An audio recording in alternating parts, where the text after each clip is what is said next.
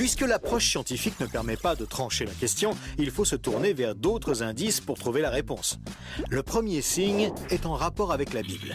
Pour beaucoup de gens, ce best-seller mondial numéro 1 est juste un livre religieux parmi d'autres. Pourtant, ceux qui prennent la peine de le lire se rendent assez vite compte d'une caractéristique surprenante. Son unité, sa cohérence. Bien que sa rédaction ait demandé 1500 ans, elle nous dévoile un propos cohérent qui s'est construit progressivement au cours des siècles et qui apparaît au final comme un édifice impeccable, majestueux, et qui dépasse totalement ceux qui l'ont construit. Des premières pages au dernier mot, elle est centrée autour d'un même sujet, la connaissance de Dieu, le Messie et le plan du salut divin pour l'humanité. Pour celui qui ne connaît rien à la Bible, cette affirmation peut paraître un peu fumeuse. Pour lui, c'est juste des mots, des concepts abstraits, de la spiritualité, sans rapport avec le monde réel. Mais pour celui qui la lit et cherche un peu, l'évidence devient de plus en plus écrasante que quelqu'un, derrière ce livre, au travers de centaines d'épisodes, de miracles, de prophéties et d'événements surnaturels, quelqu'un a construit un message qui nous est adressé. Par exemple, Moïse expose clairement la base de la relation avec Dieu et annonce la venue du Messie. 5 siècles plus tard, David, parmi d'autres, prophétise les détails de la crucifixion tout en engendrant les ancêtres de Jésus. 300 ans plus tard, c'est l'œuvre monumentale d'Ésaïe qui complète de façon saisissante le portrait du Messie, annonce son sacrifice, sa résurrection et la future restauration mondiale.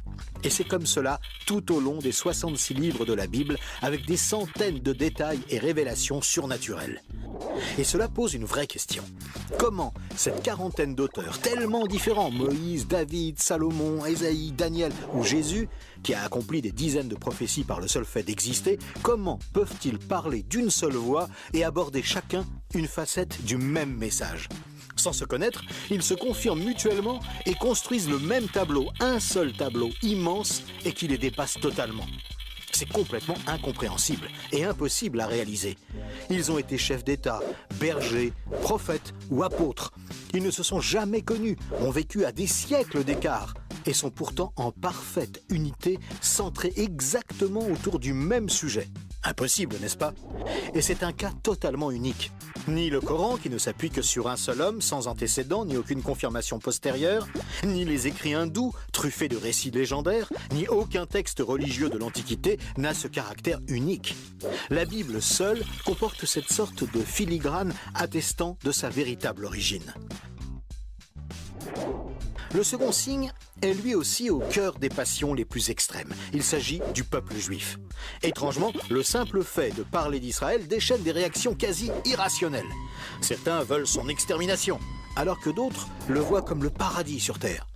Mais si on veut bien rester calme et juste considérer les faits, l'histoire, il y a pourtant de quoi s'interroger sérieusement. Comment ce peuple, haï depuis toujours, déporté une première fois, puis revenu sur sa terre il y a 24 siècles, puis déporté à nouveau et dispersé dans le monde entier pendant 17 siècles, comment a-t-il pu survivre? Et comment est-il demeuré un peuple distinct? Aucun autre peuple n'a jamais connu une telle trajectoire, défiant toutes les lois historiques. Comment a-t-il pu reformer un État et même se remettre à parler son ancienne langue? Ça n'est jamais arrivé à aucun autre peuple. Il y a 25 siècles, le prophète Ésaïe posait une question étrange. Un pays peut-il naître en un jour? Ça ne s'est jamais produit, sauf pour la nation d'Israël, qui est née en un seul jour, le 15 mai 1948. Et cela, à peine 3 ans après la fin de la guerre et la solution finale mise sur pied par Hitler pour les exterminer. Et ce n'est pas tout. Le lendemain, Israël était attaqué par les armées de 4 pays arabes supérieurs en nombre et en armement, et il a pourtant gagné la guerre. Des soldats ont même raconté avoir assisté à des interventions surnaturelles. Étrange, non?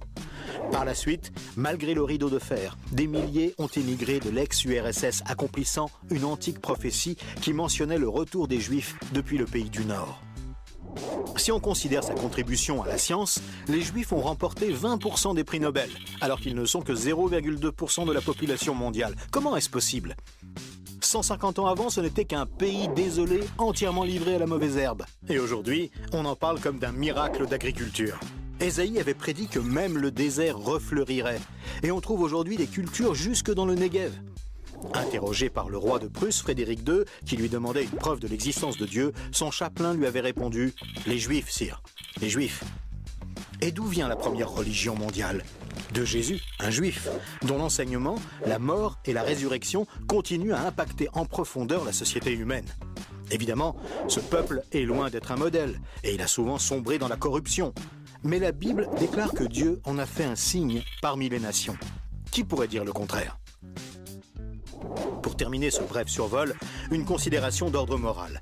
Encore un sujet tabou et pourtant... La Bible présente le bien et le mal comme des valeurs absolues, des valeurs extérieures à l'homme, qui les perçoit cependant par le moyen de sa conscience. Au contraire, la vision matérialiste de l'homme affirme que le bien et le mal sont des notions culturelles, relatives, résultant d'un long processus évolutif de l'être humain. Pourtant, tout le monde considère certaines valeurs morales comme supérieures à tout le reste. Par exemple, violer une petite fille, massacrer des bébés, commettre un génocide ou laisser quelqu'un mourir de faim sont considérés comme cruels et inacceptables. Même si certains tortionnaires ont affirmé qu'ils n'y voyaient rien d'immoral, nous pensons qu'ils n'avaient pas le droit de faire ça. Mais pourquoi le pensons-nous ? Pourquoi pensons-nous que certains préceptes moraux sont supérieurs ? D'où vient ce sentiment qu'il existe, en dehors de nous, des normes morales supérieures, des normes indépendantes de nous, puisque nous nous sentons nous-mêmes jugés par ces exigences morales ? Étrange, non ? Nous avons parfaitement conscience d'être imparfaits. Nous pensons que l'humanité est détraquée, mais par rapport à quoi ? Ce sentiment de culpabilité contredit d'ailleurs la théorie de l'évolution et son hypothétique lutte pour la survie. Et pourquoi l'homme aspire-t-il au merveilleux, au paradis, quelle que soit sa culture ? D'où vient ce sentiment intérieur qui fait exactement écho au récit biblique ?